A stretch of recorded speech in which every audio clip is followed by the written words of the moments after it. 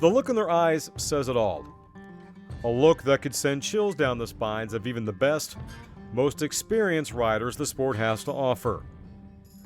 A look that is typically followed by violent, bone-jarring, and sometimes bone-breaking movements. It's a look Charlie Lowry has seen too many times to count. Sometimes you'll have a bull, and the first few times you buck him, you'll think, man, this is going to be the best one I ever had. And he might be, and then he might go the other way. You know, same as a football player. You know, you see guys in high school, and you think how good they're going to be, but they never make it to the pro level. We're looking for athletic ability in the livestock. You know, it's genetics, just like race horses or beef cattle, or, you know, I mean, if you're going to raise a beef cow for, you know, to sell yearlings off of, you're going to want a good bull that produces good, you know, good meat and good calves. And same deal with the bucking bulls. If you're going to raise bucking bulls, you don't want a Hereford bull and Angus cow and going to try to make a bucking bull out of it. You know, you want stock that's produced bucking bulls, and the bloodlines have got to be a really big deal over the last 15 or 20 years, and it's the difference with the bulls and the horses. The bulls, you don't have near as much time invested in them to know if they're going to work out as you do a horse, if you raise the horse.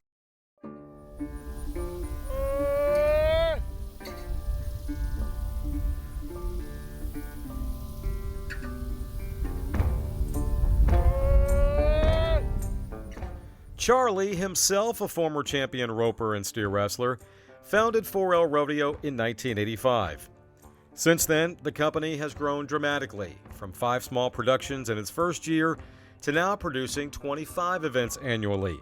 Everything from high school rodeos to professionally sanctioned events.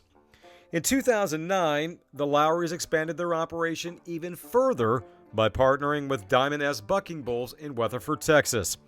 That partnership resulted in the Lowrys providing stock for the more recognizable rodeos, such as the PRCA Extreme Bulls Tour and National Finals Rodeo in Las Vegas. Well, it's grown a lot. There's a lot more rodeos than there used to be. It's become a more popular event, I think, and it's a lot more money, a lot more sponsors in it now, a lot more money to be won as far as a contestant. So it's really been a lot better for everybody. We hear, you know, young kids a lot, I want to be a stock contractor, and I just tell them, well, you better be ready to work. We're in this is our livelihood. There's people in this business that make money other way, and then the stock contracting business is just kind of a hobby. And I've told committees for years, you know, if I go talk to them about having a rodeo, I'm not here today and gone tomorrow. I'm in this for the long run. I mean, like for us, it's about taking care of us. We want to do a good job at the rodeos that we do. We put a lot into it. We work at it every day, and you do a good job, it takes care of itself. Arguably, one of the biggest misconceptions about the rodeo business is that the animals are treated poorly. Some groups going as far as saying the animals are abused or even drugged before competitions. Again, a misconception. The flank rope that you put on the bulls, it don't hurt them in any way. It's just aggravation. It makes them kick. I mean, it's not tight. I mean, it's snug, but it's not tight. It don't hurt nothing.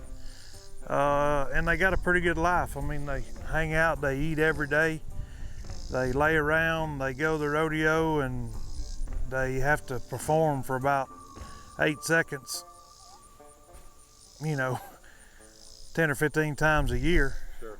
And the rest of the time they're hanging out. It sounds pretty easy to me. It don't sound real like they're very mistreated. We feed them every day. As you can see here, they have good grass. We feed them grain every day. We deworm them. We give them the shots they need to keep them healthy. Anytime we go out of state, we have to have health papers on them, and I mean they have to be healthy or they won't perform.